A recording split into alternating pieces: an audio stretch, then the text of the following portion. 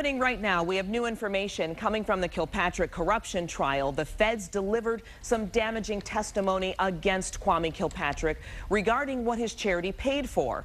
7 Action News investigator Ross Jones is live now at federal court. And Ross, yoga is on the list?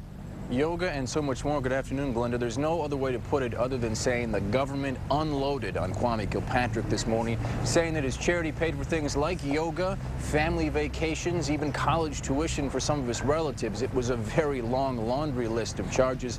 Let's try to get you caught up on some of them. The feds say Kilpatrick spent $2,400 from his charity on yoga lessons for him and members of his staff. The lessons were taught at Cobo Hall in the mayor's mansion and even included his bodyguards. They showed checks paid to a Colorado ski resort that foot the bill for a romantic getaway for Kilpatrick and his chief of staff, Christine Beatty. We saw payments for massages, facials, manicures, and pedicures for Kilpatrick, several thousand in college tuition for Kilpatrick's sister and cousin.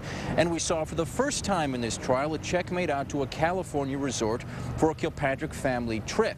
7 Action News exposed that trip in 2007. The mayor called it a fundraising trip, not a pleasure trip.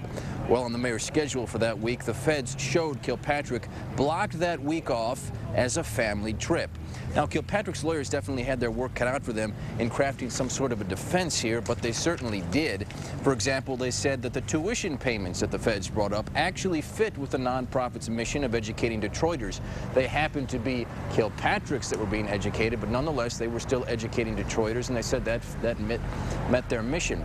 They also made a suggestion that it was Christine Beatty, the mayor's former lover and former chief of staff, who really controlled the purse strings for the civic fund, not Kwame Kilpatrick. It seems like they're trying to lay the groundwork here to make her out to be the scapegoat for how the civic fund spent or maybe misspent some of this money. They just touched on that today, but I expect that's a theme we'll see going down the road here in this trial. Reporting live from federal court in downtown, I'm Ross Jones, 7 Action News.